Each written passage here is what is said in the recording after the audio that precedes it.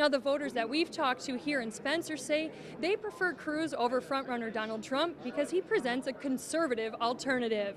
And of course, coming up tonight on KEYC News 12 at 6, we'll bring you more from this town hall meeting and what voters say are the issues that matter to them. Stacy, back to you. The Mavs returned to action today in KC, but here at the Kansas City Veterans Administration Medical Center, they honored a group that wore a different kind of uniform. It was a rocky start to the year for the U.S. stock market. However, financial planners say there's no need to panic. Well, Maureen, I'm here at the Cato Ballroom, which is serving as the headquarters for many of our local Republican candidates, and there's a feeling of anxiousness and excitement as we wait for the results to come in.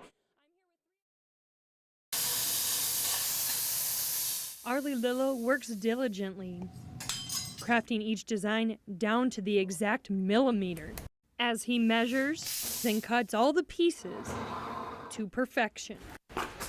Like to create and build new things.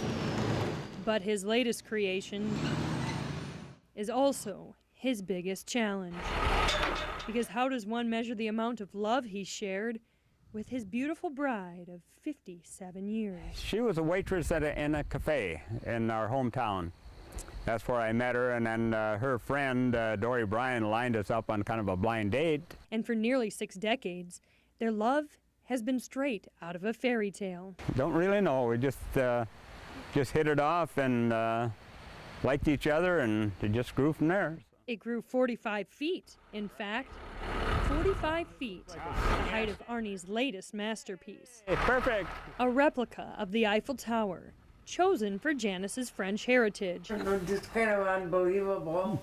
Even more unbelievable, the toughness and strength Janice has shown over the past 18 months. Lung cancer, the doctor gave her 2 to 5 months maximum, and she's still here and still up and about.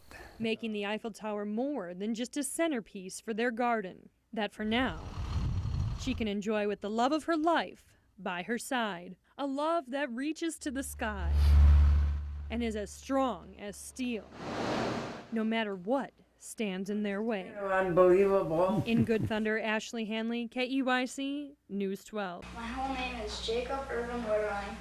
My favorite food is steak. My favorite color is blue.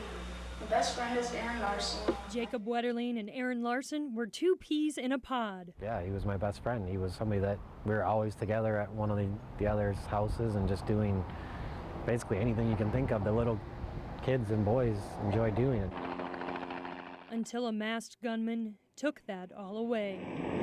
I was the last person that was with Jacob and saw him, and we're the same age and we looked alike, and you always think, well, why did he take Jacob and not me? The boys were riding their bikes to get a movie just down the road from Jacob's house. In the small town of St. Joe, where, nobody locked their doors at the time, and everybody knew, it was a safe place. And so, you should be safe as a child to go out and ride your bikes and go get a movie and just have fun. And obviously that event changed a lot of things. And over the last 26 years, Jacob's always been with him. I still remember when we graduated and he was still a part of, our graduating class in high school, and that's 7 years later. And so, he was always a part of, us kids growing up. Larson now has kids of his own, including a 9-year-old son. We sit down and talk about things. His middle name is Jacob, and so he knows things, but have I gotten the big details of, what happened and so forth? No, but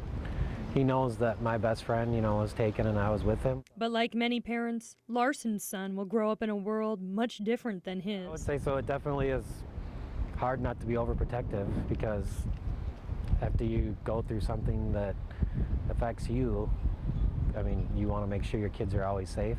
And he also thinks about the man who forever changed his life. The biggest thing would be, why? And then where is Jacob? And where is he? And just why is the biggest thing. And each time there's a break in the case, he keeps replaying his nightmare over and over again. He's trying to not let his hopes get too high in light of the recent investigation into Danny Heinrich, The Annandale man the FBI named a person of interest in the case. My first reaction was my heart was just beating 1,000 times a minute. And But like law enforcement, he's not ready to charge him yet with Jacob's disappearance. so much that goes towards him, but you also want to wait until you have all the pieces before you can.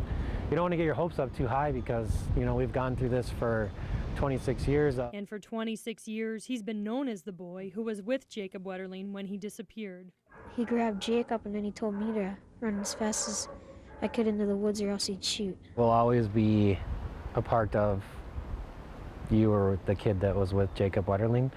But I also look at it as if somebody asks me a question or they say, yes, this was the person that was with Jacob Wetterling, that means that they're still thinking about him. They're thinking about, okay, where is he? While a lot has changed over those 26 years, his hope for Jacob returning safely has never wavered. At this point, there's no reason to give up hope looking for where Jacob's at.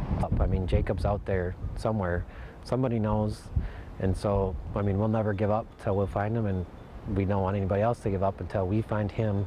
We can't let, I guess, the evil things in life overcome all the good people that we have. Ashley Hanley, KEYC, News 12.